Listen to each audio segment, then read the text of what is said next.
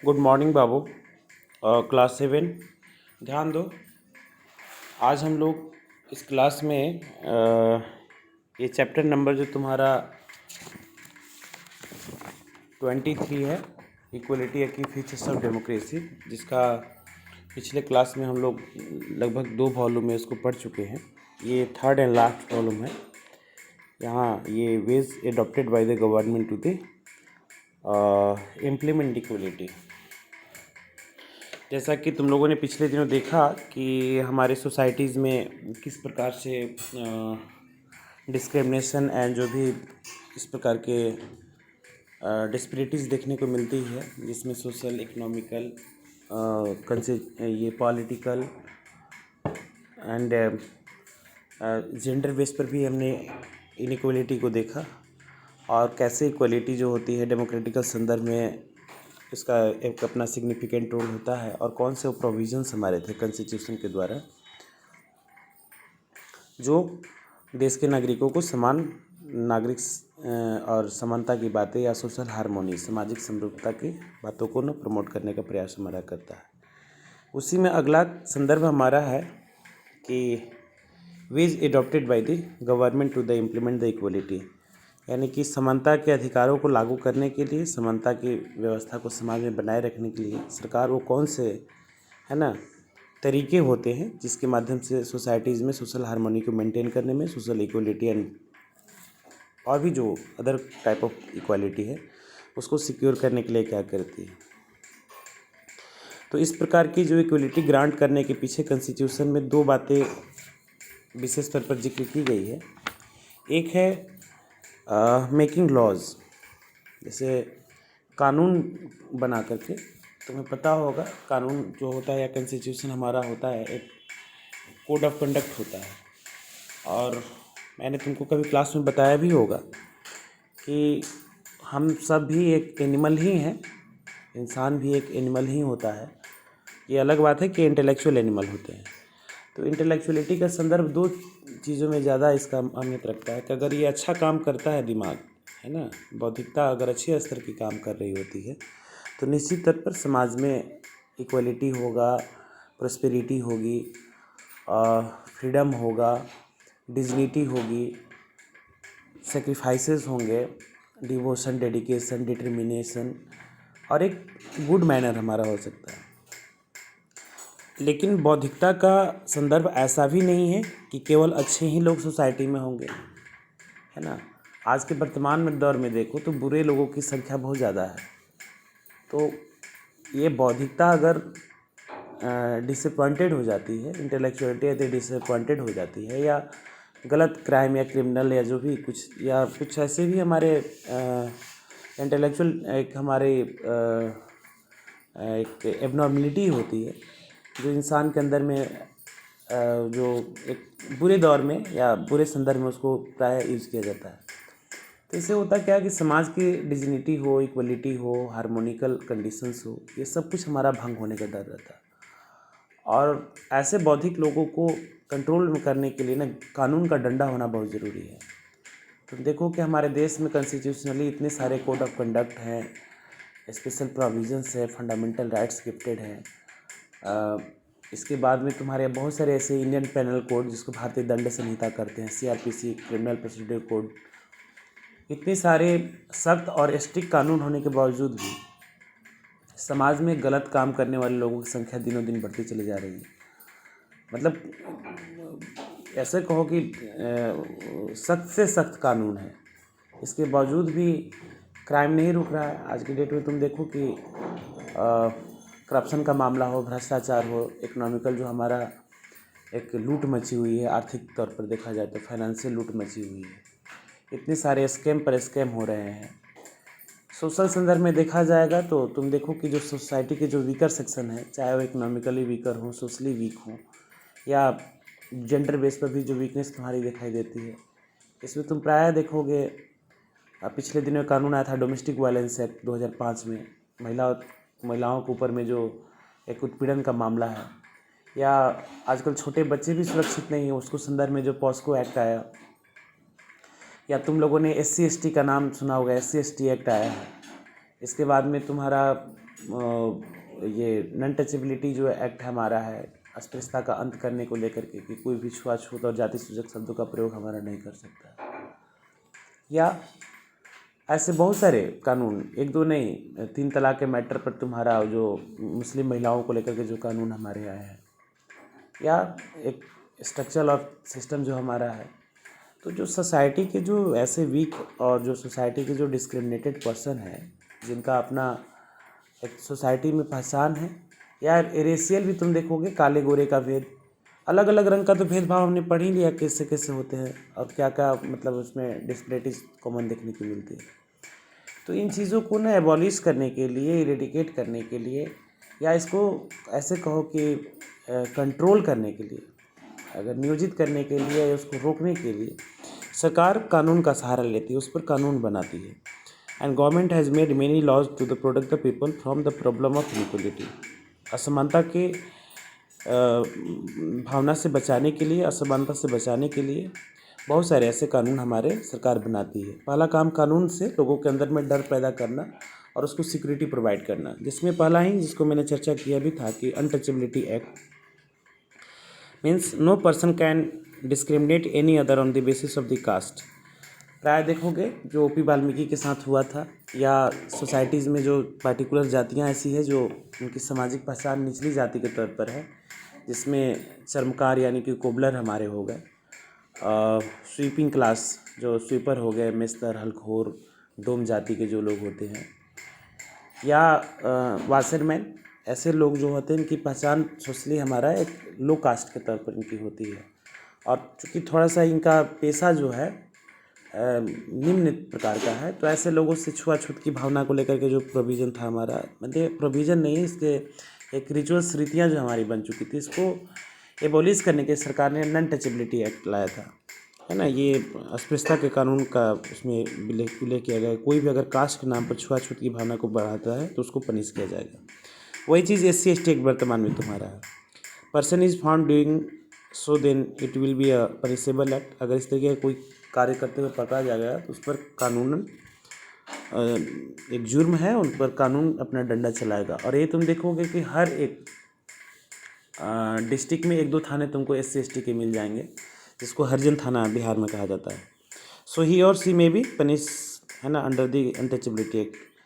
ये हो गया। इसके साथ साथ में मैंने तुमको ये संपत्ति उत्तराधिकार का भी जो हमने बताया, या डोमेस्टिक वायलेंस एक्ट बताया, या पॉस्को, जो सोसाइटी के तथाकथित तौर पर या उनकी पहचान वीकर सेक्शन के तौर पर हमारे होते हैं, उनके साथ कोई इस तरह का हरकत करता है तो उसके ऊपर में पनिशमेंट का संदर्भ हमारा लाया जाएगा। दूसरा है गवर्नमेंट प्रोग्राम एंड स्कीम। एक तो हो गया तुम्हारा कि इनको कानून के बल पर इनको समानता प्रदान की जाएगी, और कुछ होता है कि इनकी सामाजिक, आर्थिक, मतलब सोशियो इकोनॉमिक बैकग्राउंड को ना इम्प्रूव करने की बात हमारी होती है। यानी कि गवर्नमेंट कुछ ऐसे वेलफेयर प्रोग्राम लेकर के आती है, लोक कल्याणकारी कार्य लेकर के आती है।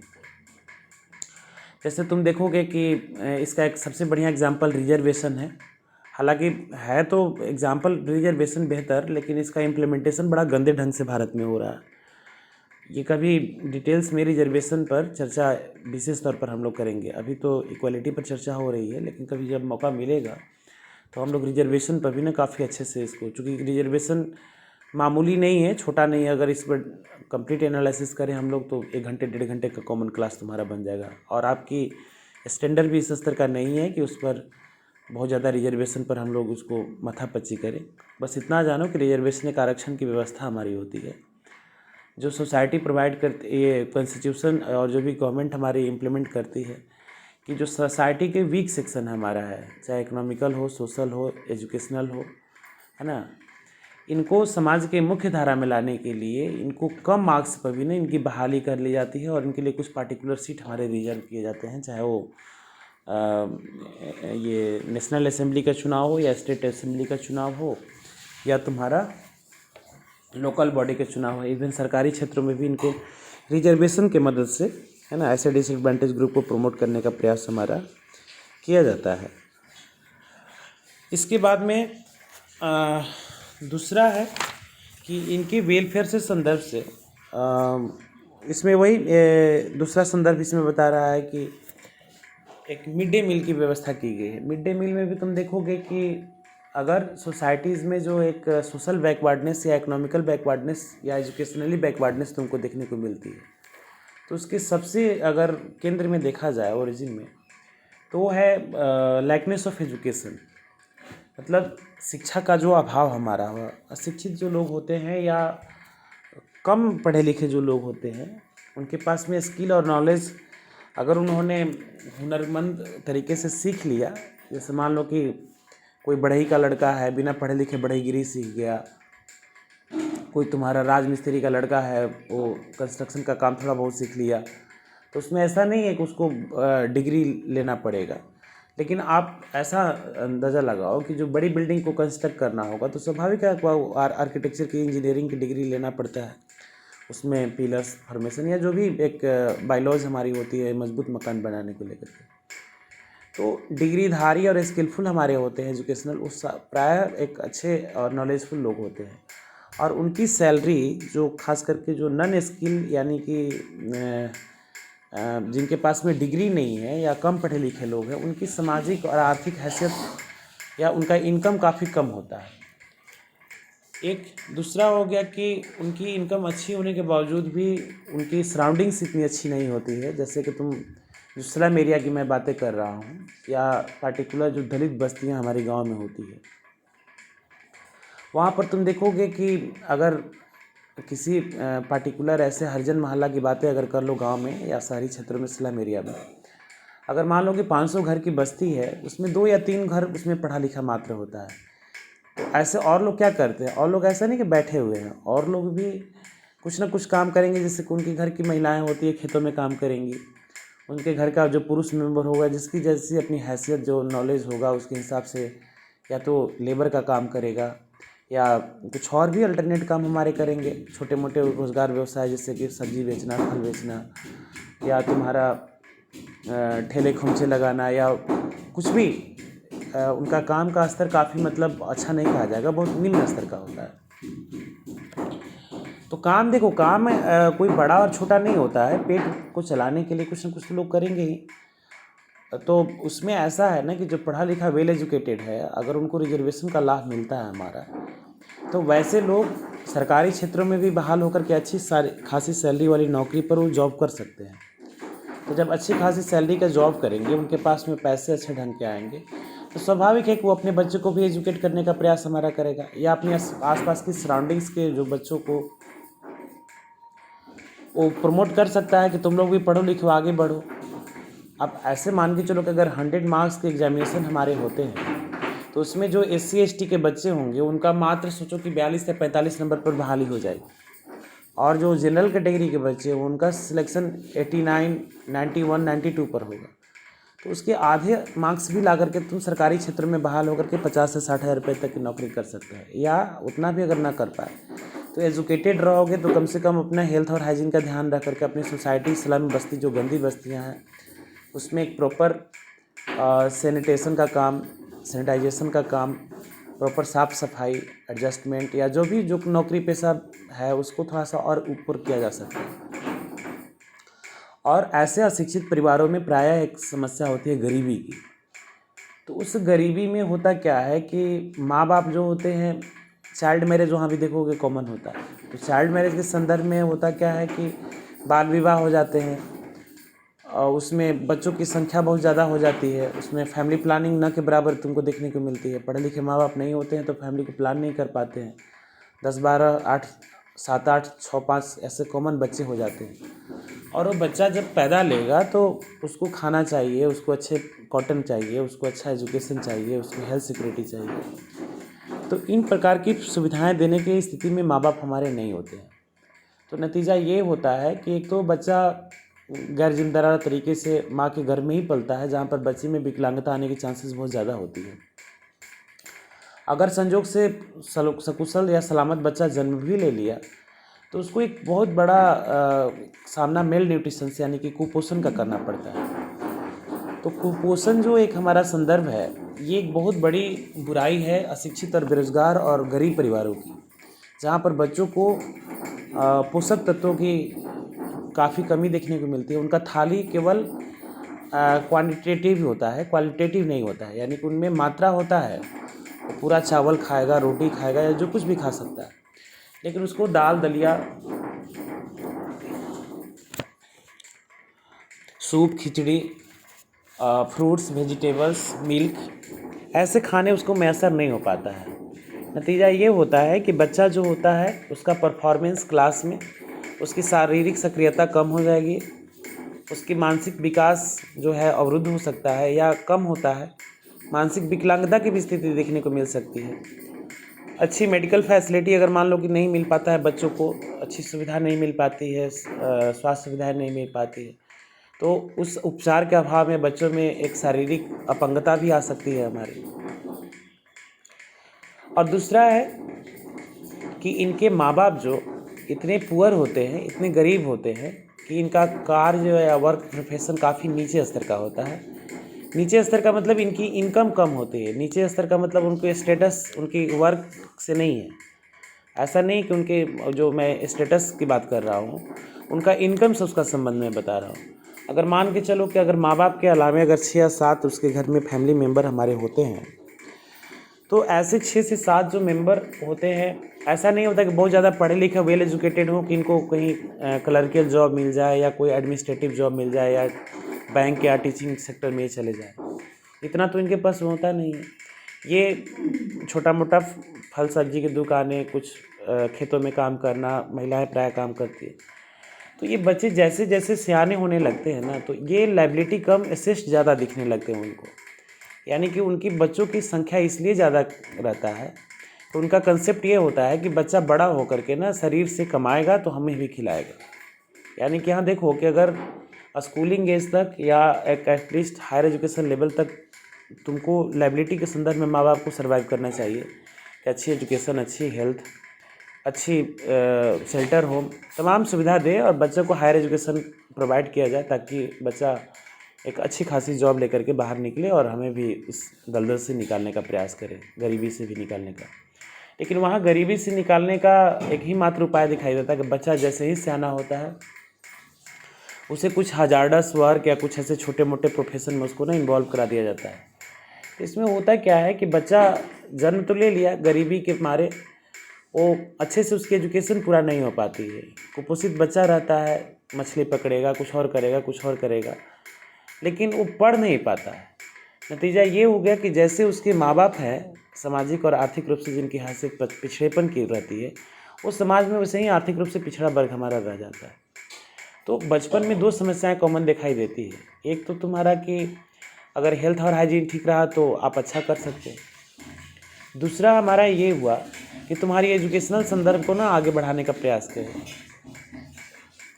और 2 ही एक ऐसे विपन हैं जो हर एक व्यक्ति को उसकी सामाजिक, आर्थिक, जो सोशियो इकोनॉमिक बैकग्राउंड या जो दलदल हमारा जो गरीबी का कह सकते हैं या ऐसा, उसको दूर कर सकता है। एक तुम्हारा स्वास्थ्य और दूसरा तुम्हारी शिक्षा। अगर अच्छे खासे भले स्वस्थ तुम हो तो तुम अपनी बुद्धि, विवेक या स्किल के बेस पर अच्छी नौकरी करके या छोटी जॉब भी करके, अगर शरीर स्वस्थ है तो मेडिकल बिल कम आएंगे, आप अच्छे से सर्वाइव कर सकते हो। और दूसरा हमारा ये हुआ कि जब तुम एजुकेशनली अच्छी स्थिति में रहोगे तो तुम्हारी जॉब, प्रोफेशन, पैसा और जो भी इनकम होगा रेस्पेक्टिव अच्छा ढंग का होगा, तो इससे तुम अपने परिवार को गरीबी से बाहर निकाल सकते हो।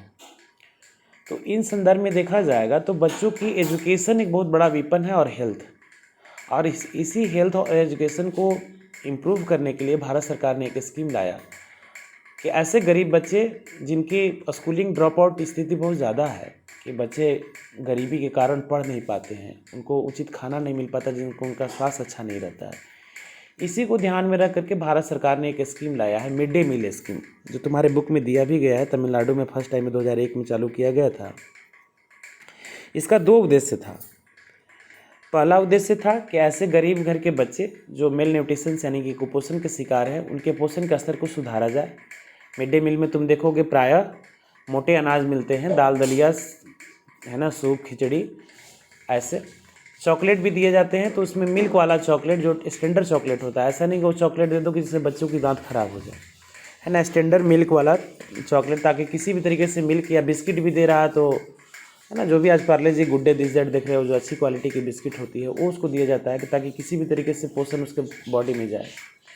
इसके बाद में बीच बीच में पनीर की सब्ज़ी हो, चने की सब्ज़ी हो या दाल प्रचुर मात्रा में उसमें होना चाहिए। इवन जो भी कुछ फ्रेश चिकन मटन मछली वगैरह उसमें शामिल किया जाता है। तो इसका तो एक उद्देश्य ये है कि कैसे कुपोषित बच्चों को भोजन का प्रलोभन दिया जाए जिससे बच्चे स्कूल की तरफ आए।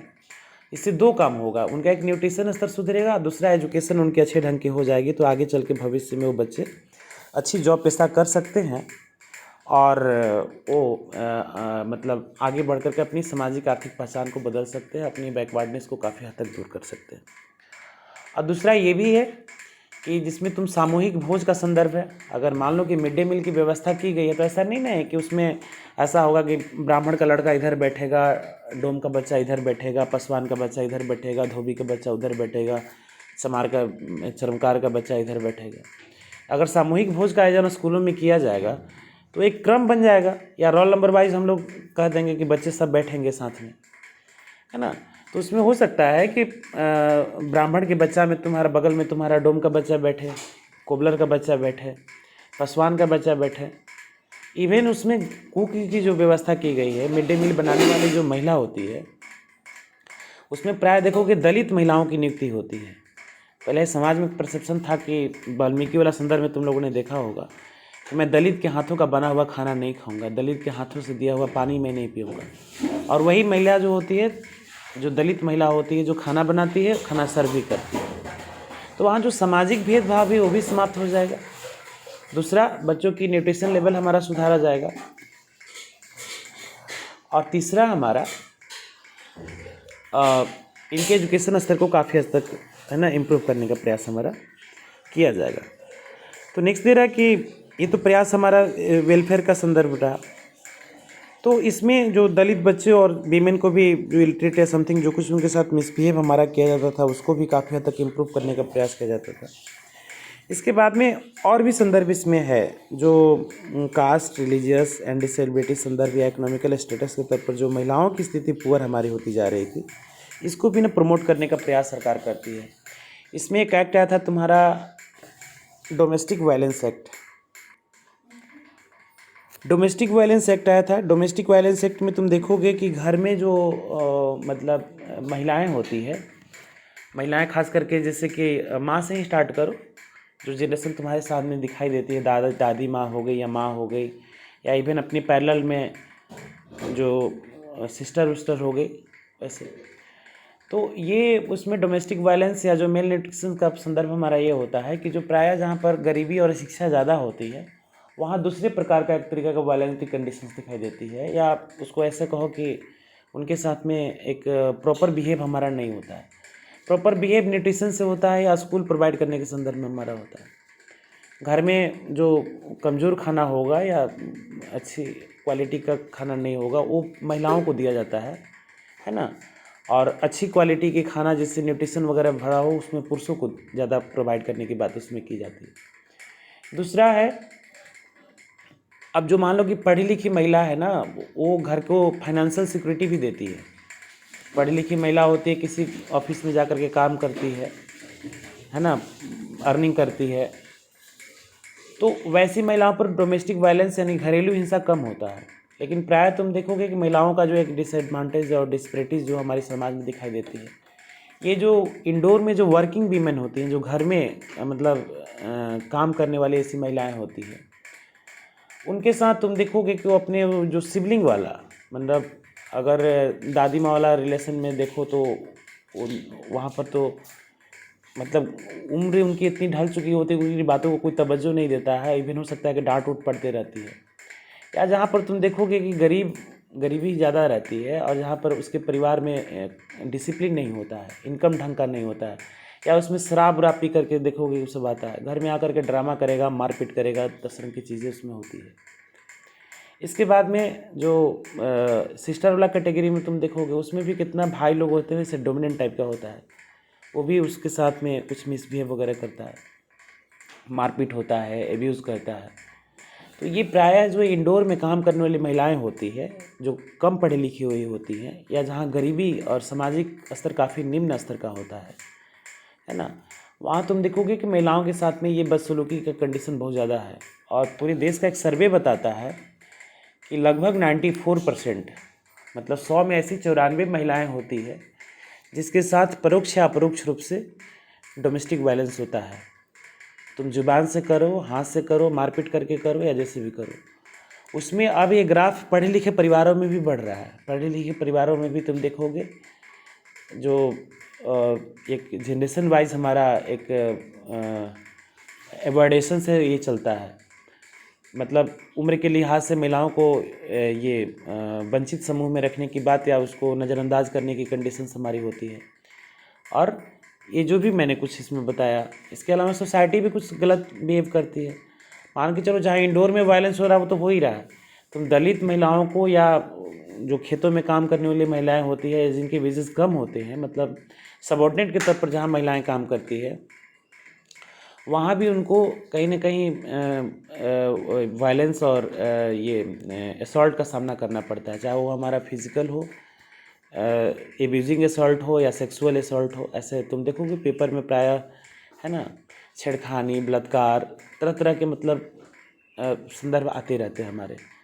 तो ये एक प्रकार का हमारा वायलेंस है जो महिलाओं के साथ में प्रायः समाज पुरुषवादी मानसिकता है, मेल डोमिनेंट सोसाइटी है, लंबे समय से हमारे सोसाइटीज़ में ऐसी बातें हो रही है। तो ये इनकी डिग्निटी की रक्षा करनी हो, या इनके अंदर में जो रिलीजियस, कास्ट एंड क्रीड और जो भी कुछ हमारे जेंडर बेस पर जो हमारी इन्फीरियरिटी एंड सुपीरियरिटी की जो बातें हमारी की जाती है, ये काफ़ी हद तक इसको ना ट्रीट करने का प्रयास किया गया। ये 2005 में हमारा कानून आया था, डोमेस्टिक वायलेंस एक्ट। या पॉस्को में भी तुम देखोगे कि पॉस्को में दोनों आ जाएंगे, ऐसा गर्ल्स एंड वीमेंस के लिए और बॉयज़ के लिए अलग से नहीं है। मतलब ऐसे टीनेजिंग चाइल्ड जिनकी उम्र 16 साल से कम है ना, उसका एक सबसे मतलब ऐसे भी कहो कि स्कूल वगैरह में भी तुम्हारा ऐसे असॉल्ट होने के चांसेस दिखते हैं।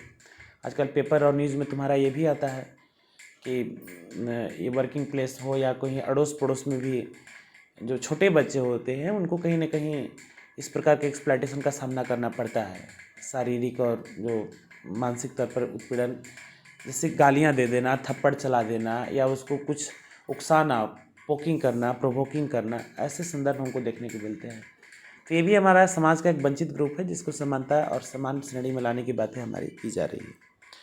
तो ये 4-5 मैंने जो एग्जाम्पल दिए ये तो हैं ही, इसके साथ साथ में और भी बहुत सारे स्कीम हैं। इसमें वीमेन एम्पावरमेंट को लेकर के तुम्हारा स्किल इंडिया में भी बहुत सारे ऐसे आए हैं, स्टार्टअप कंपनियां प्रारंभ करने के लिए महिलाओं को बहुत सारे सुविधाएं मिल रही है, दलितों को भी मिल रही है। इसके अलावा दलित और महिलाओं को समाज की मुख्य धारा में लाने के लिए सरकारी क्षेत्र की जितनी सारी नौकरियां होती है वहाँ पर ओरिजेंटल और वर्टिकल रिजर्वेशंस 35%, 33% ऐसे रिजर्वेशन उसको दिए जाते हैं। हर वर्ग से लोगों को प्रमोट करने की जो बातें हमारी की जाती है, तो ये काफ़ी हद तक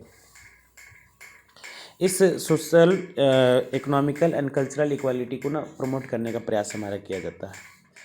इसमें माइनॉरिटी भी आ जाएगी, तुम्हारा जो रिलीजियस बेस एनालिसिस हम लोग करते हैं, जिसमें मुसलमान हो गए, सिख हो गए, ईसाई हो गए, और हमारे देश में हिंदू और ये हिंदू कह रहे हैं, बौद्ध और जैन भी इसी कैटेगरी में हमारे आते हैं, है ना। तो ऐसे करके तो इसको दूर करने का प्रयास। और अगला जो संदर्भ तुमको दे रहा है कि इक्वालिटी, है ना, इन अदर कंट्री, एक बहुत फेमस इसमें घटना का जिक्र कर रहा तुम्हारा श्रीलंका, यूएसए का। श्रीलंका में तुम देखोगे कि उसकी कहानी छोटे स्तर पर ही तुम्हारे बुक में दी गई है, उतना ही समझना भी तुमको। उसमें भाषी समूह के तौर पर तमिल और सिंधियों के बीच में एक बहुत बड़ा संघर्ष था। सिंधी समुदाय के लोग वहाँ पर बहुसंख्यक हैं, 76% के आसपास में हैं, और जो रेस्ट पॉपुलेशन हमारी तमिल भाषा बोलने वाली है, जहाँ पर तमिल माइनॉरिटी होने के कारण इनके साथ में बहुत गलत मिसबिहेव किया जाता था। मतलब हमारे देश के बाहर भी किस प्रकार की डिस्क्रिमिनेशन तुमको देखने को मिलता है। हालांकि वहाँ पर इसके इरेडिकेशंस को लेकर के हमारा एक्ट आ चुका है कि मतलब भाषा भाषी के नाम पर हम कोई भेद पैदा नहीं करेंगे, और जितनी संख्या है उसी संख्या के प्रोपोर्शन में उनको हम रिप्रेजेंटेशन देंगे डेमोक्रेटिकल सिस्टम में। दूसरा सबसे एक फेमस कहानी है अमेरिका की। तुम देखोगे अमेरिका में होमोजीनियस सोसाइटी है, वहाँ पर जाति या धर्म बहुत ज़्यादा नहीं अंतर रखता है। वहाँ काले गोरे रेस बहुत ज़्यादा मायने रखता है, नस्लीय टीका टिप्पणी बहुत ज़्यादा होती है। अब मान के चलो कि कोई मतलब जन्म लिया इस दुनिया में, अब वो किस पार्टिकुलर एरिया में उसका जन्म होगा, उसका रंग गोरा होगा कि काला होगा, उसमें विकलांगता होगी कि बहुत स्वस्थ होगा, उसका इंटेलेक्चुअल लेवल किस स्तर का होगा, ये सब तो गॉड का गिफ्ट है ना। अब केवल रंग के आधार पर या किसी की मतलब चेहरा अगर कुरूप है, विकृत है, उसके आधार पर उसको भेद पैदा करोगे कि तुमको भगवान ने काला बनाया है और तुम हमारे यहाँ केवल स्वीपिंग करने का काम करोगे, या ऐसी बातें कहोगे कि तुम काले हो तो तुम हमारे सामने में नहीं बोल सकते। एक ऐसी ही घटना थी अमेरिका में, एक डिस्क्रिमिनेटेड लॉ था हमारा, जिसमें पब्लिक ट्रांसपोर्ट में ऐसी व्यवस्था की गई थी कि गोरे लोग आगे की सीटों में बैठेंगे और पीछे की सीट 2 या 4 सीट मात्र छोड़ दी जाती थी काले लोगों के लिए, और काले केवल पीछे ही बैठ सकते थे बस में, आगे नहीं बैठ सकते थे। और ऐसा भी उसमें कानून था कि अगर कोई व्यक्ति गोरा फिर चढ़ा अगले स्टॉपेज पर, अगर सीट सारे भरे हुए हैं तो काले लोगों को ऐसा है कि आप सीट छोड़ देंगे गोरे के लिए, इसलिए कि हम गोरे हैं तो सुंदर हैं, स्मार्ट हैं, तो भगवान ने हमको ऊपर में बहुत ही किया है, तो उनको विशेषाधिकार मिला हुआ था, प्रिविलेजेस मिला हुआ था, स्पेशल प्रिविलेजेस हम लोग का है। ये उन्होंने अपने संविधान में ऐसी व्यवस्था बना रखी थी। तो दक्षिण अमेरिका का जो क्षेत्र है वहाँ देखो कि तुम काले लोग ज़्यादा पाए जाते हैं और उत्तरी अमेरिका में गोरे लोग ज़्यादा पाए जाते हैं। ये घटना थी तुम्हारी अमेरिका में कि जहाँ पर एक रोजा पार्क नाम की महिला, काली भी थी, महिला थी, ये किसी कंपनी में काम करती थी, उसमें ओवर ड्यूटी करके आ रही थी, ज़्यादा ओवर टाइम ड्यूटी करके आ रही थी, वो काफ़ी थकी हुई थी और संजोग से उस बस में जो पीछे का सीट जो काले के लिए रिजर्व हुआ करता था हमारा, वहाँ पर वो बैठी हुई थी और अचानक से किसी अगले स्टॉपेज पे कोई गोरा व्यक्ति चढ़ा और उसने उसको सीट छोड़ने के लिए बोला। रोजा पार्क ने कहा कि मैं ओवर टाइम ड्यूटी करके आ रही हूँ, मेरी बॉडी इस स्थिति में नहीं है कि मैं खड़ा हो पाऊँ, या कुछ और भी हेल्थ प्रॉब्लम रहा होगा, उसने सीट छोड़ने से मना कर दी। तो जब उन्होंने सीट छोड़ने से मना कर दिया तो सारे गोरे सोसाइटी के जो कम्युनिटी के लोग थे उनके ऊपर में आफत आ गया कि तो कानून का खुला उल्लंघन है। हमारे देश में काले लोग जो है मतलब बोलने लगे हैं, मोबिलाइज होने लगे हैं, जो आगे चल के संकट में पड़ सकता है। और रोजा पार्क ने बोला कि ये चूँकि मेरा विशेषाधिकार है कि मैं ओवर ड्यूटी करके आई हूँ, महिला हूँ, काले गोरे से कोई मतलब नहीं बनता है, और सीट या तो बस में सबके लिए बराबर कर दिया जाए और नहीं तो फर्स्ट कम फर्स्ट गेट, पहले आओ पहले पाओ, ये ड्रामा ही बंद कीजिए, है ना। तो ये बसों में जो रिजर्वेशन का संदर्भ है ये समानता को लाने के लिए किया जाता है, न कि असमानता लाने के लिए। और ये वहाँ कानून बना हुआ था डिस्क्रिमिनेशन को प्रमोट करने के लिए। देखोगे हमारे देश में भी बसों में रिजर्वेशन है और ट्रेन में भी रिजर्वेशन की व्यवस्था हमारी होती है। तो बसों में देखोगे ना कि एक दाहिने साइड की पूरी सीट जो होती है महिलाओं के लिए रिजर्व हमारे देश में है। महिलाओं को इतनी ऑनर, इतने मतलब उसकी इक्वलिटी की तरफ प्रमोट करने की सरकार प्रयास करती है कि कोई महिला अगर बस में खड़ी है तो खड़ी ना रहे बल्कि सीट पर बैठी रहे, तो उसके लिए दाहिने साइड का पूरा सीट रिजर्व कर दिया जाता है। इसके अलावा तुम देखोगे कि सीनियर सिटीजन के लिए भी कुछ सीट रिजर्व रहता है, कोई वरिष्ठ नागरिक हो उनके लिए, विकलांग हो, इवन ट्रांसजेंडर के लिए भी एक सीट मैंने देखा है बसों में, है ना, रिजर्वेशन होते हुए रिजर्व रहता है। तो ये सब है कि समाज में जो भी अलग अलग तरीके के लोग हैं उनको जो तथाकथित तौर पर या जिनकी सामाजिक पहचान शुरू से ही वीकर सेक्शन के तौर पर रही है, उनको भी समाज की मुख्य धारा में लाने के लिए तमाम प्रोविजंस हमारे किए जाए। लेकिन इसके जस्ट उल्टा था तुम्हारा वहाँ पर अमेरिका में, और ये वहाँ पर बहुत बड़ा केस इशू बना काले गोरे के तौर पर, और इसको हवा देने का काम किया 1964 में मार्टिन लूथर किंग जूनियर ने, जिसमें नाम दिया सिविल राइट मूवमेंट, यानी कि नागरिकों के अधिकारों को लेकर के जो आंदोलन हमारा अमेरिका में हुआ। अधिकार यही थे कि काले और गोरे के नाम पर जो भेद हो रहा है या काले के गोरे के नाम पर जो ये जो डिस्क्रिमिनेटेड लॉ है ना, इसको समाप्त किया जाए और सभी देश के नागरिकों को समान नागरिक संहिता यानी कि कॉमन सिविल कोड और उसी तरीके से उनको हमारे अधिकार भी दिए जाए, ऐसी व्यवस्था। और ये काफ़ी फेमस रहा था हमारा सिविल राइट मूवमेंट। और इस तरीके से वहाँ पर जो तथाकथित तौर पर नहीं बल्कि रियली जो काले लोग थे जिनको भेदभाव का सामना करना पड़ता था, उनके लिए ऐसा सख्त कानून लाया गया कि इनके असमानताओं का भावनाओं को बिल्कुल ही हमारा समाप्त कर दिया गया और उनको सभी जगह इक्वल राइट हमारे प्रोवाइड किए गए। तो इस तरीके से कुछ ऐसे कॉन्स्टिट्यूशनल प्रोविजंस एंड जो लॉ एंड रेगुलेशंस हमारे तो वेलफेयर प्रोग्राम हमारे होते हैं, जिसके कारण हम समाज में आर्थिक, सामाजिक, राजनीतिक तमाम प्रकार की समानताओं को हम समाज में ला सकते हैं और इनको हम समाप्त कर सकते हैं। तो इस चैप्टर में इतना ही था। आप लोग इसको ध्यान से सुनिए, यदि कहीं समस्या आती है तो आप बात करिए। ठीक है, ओके बाबू।